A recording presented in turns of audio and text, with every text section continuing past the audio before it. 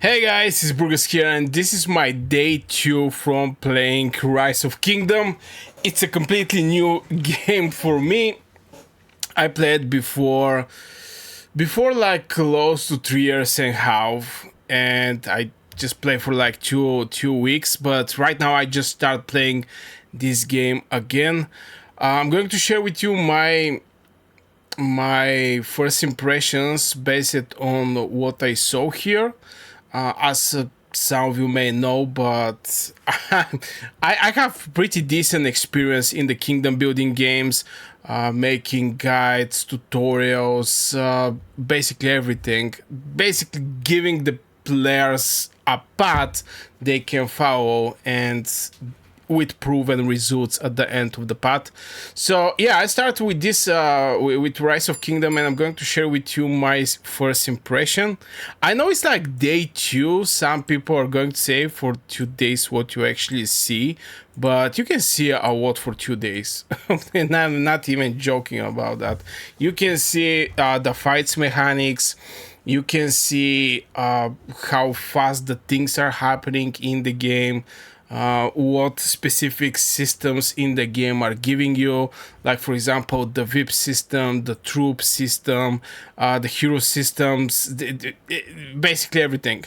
On top of that, I get a great support from one of my streams, thanks to this guy here who sent me some commanders that is going to be good to be paired at the beginning. I'm going to share with you also my personal opinion over this thing. So let's start first with basically everything from the start. Now, from first look, in point of building, everything is looking fast because it's, you know, when you start, everything is for seconds, then you jump to the minutes. From the minutes is jumping to the hours. Right now I'm trying to go for the iron. Okay, I have to speed up this thing. Now I want to point out that I'm not exactly free to play, so you know, I actually spent some money here. And yeah, and I can actually speed up the whole process here by a lot, just because I actually have a lot of speed ups and resources. But from point of building, nothing crazy going on. You have your farms, you have your quarry, and etc. I strongly suggest go outside and do a farming. You're just going to generate way more. If I send some hero to gather there, for example this one, I'm just going to share with you the difference. When you send heroes to gather, you're going to be able to get 145k for 52 minutes. 145k for 52 minutes. Now, if I check it out, how much I'm going to get from my farm. Okay, this is actually woods. Sorry about that. This is actually woods. If I check it out, my woods like level 8, you're going to see per hour I'm going to have this production. Wood production per hour 820, basically 1.2k, 1.3k wood production per hour with the max capacity that's like 12k or 13k. So yeah, you see how important is going to be the farming at the end of the day and getting these extra resources. So if you need resources, you should try to do some farming. Now I'm going to share with you some heroes that I level up for farming. This is Joan of Arc. I try to level up this spell here. The Mate of Orland. This commander troop gets 10% gathering speed and 10% ward. This epic hero so is going to give you better percentage in gathering speed, and here we even get some watt capacity. Now the other one is Constantine. Now here, one more thing about this hero. It's a very good looking support, by the way, just saying. The other one is Constance. She's also having some gathering speed, and yeah, after the commander troop finish gathering, you're going to receive like 10% more resource bonus, which is also very nice from point of gathering. This is the other gathering hero I have, Gaius Marius, and Sharka is the other gathering hero I have. The other gathering heroes is this bad boy Centurion, which is having, this is maybe the only green hero that is a gathering one, because Markswoman, City Keeper, and Dragon Wancer is not having gathering, which is little surprising, I'm not gonna lie, because it's so easy to get, you know, epic heroes. Now I get Miyamoto because I actually buy some bundles, but you don't actually need Miyamoto.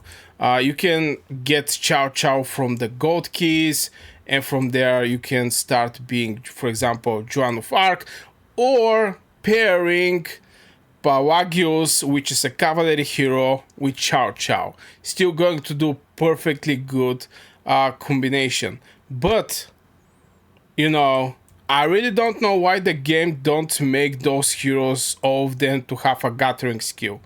I can say the same for the blue one.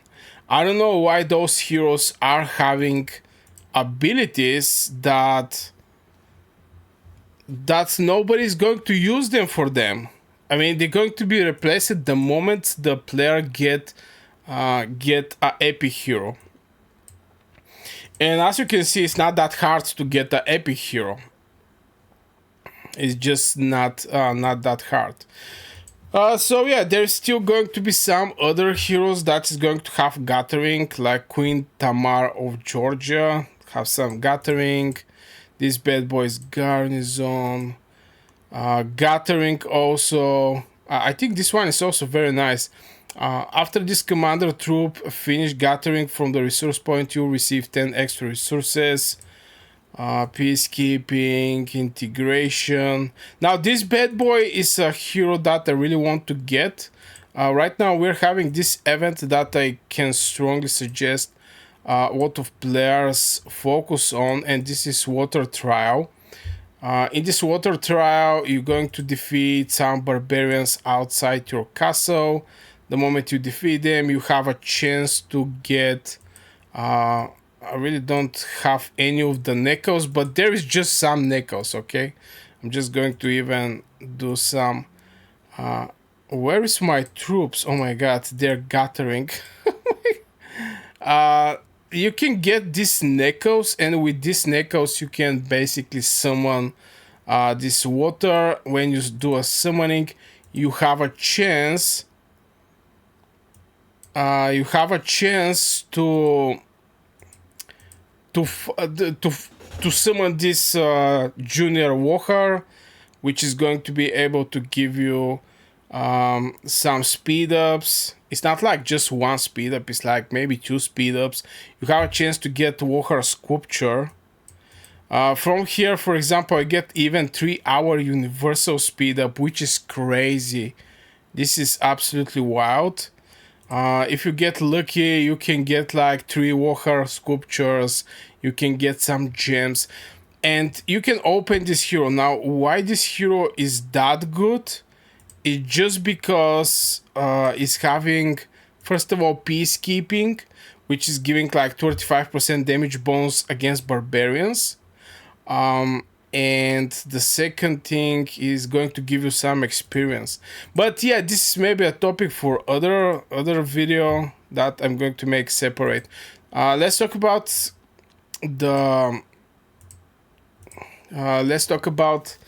the troops. Now you have, like, from what I see right now, you have like 4 troops. I so far have 4 troops. Maybe I can actually have more. This military, hospital, blacksmith, taverns, cold camp, barracks, archery range, stable. Okay, let's say even if you have like four type of troops, you can see what each of these troops are doing by clicking over the troop. Infantry counters cavalry units, but is countered by archery units. I don't know why the infantry is countered by archer units. Skills or powers, absolute strange, increase the attack, lose some speed, but get considerable protection, increasing HP.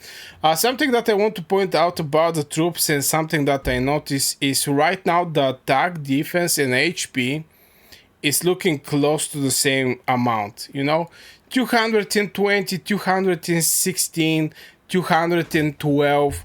It's basically close to the same amount. So every percentage you're adding is not going to have that big difference. And I can say the same, for example, for cavalry. This is the final form, is basically close to the same. Now, what I'm trying to say with this is better go and boost the most rare stats you can have with your city skins or some kind of boosters for your troops. Because if you boost your attack with 10%, you're going to get 22. If you boost your health with 10%, you're going to get 21. So it's basically just one difference. Now, from the other games that I have played, it's something like 450 the attack, or 500, and the HP is 200. So definitely just by going to the attack, which is 500, you're going to get in extra 2.5 times more. You're going to get 50 if you go with H from 500, 10% 50, and you're going to get from 200, 10% 20. So you can have a difference there. Here, from what I saw and from what I spoke with on my stream, majority of the players suggest the health is the way to go for the troops in form of a castle.